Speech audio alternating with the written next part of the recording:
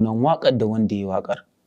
Na ga dama zan iya playing ɗinta a yayin da na samu lokaci saboda already na san sunan waƙar da waye. Ɗaya kenan. Na biyu, Malam Tanko, akwai wata manhaja wai ita record.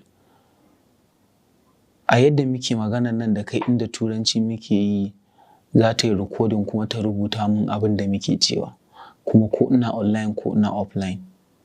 Na biyu kenan, wanda yana da matuƙar amfani kuma zan yi bayani a kansa nan gaba.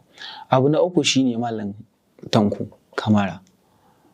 Wannan waya Allah ya hore mata kyamara mai kyau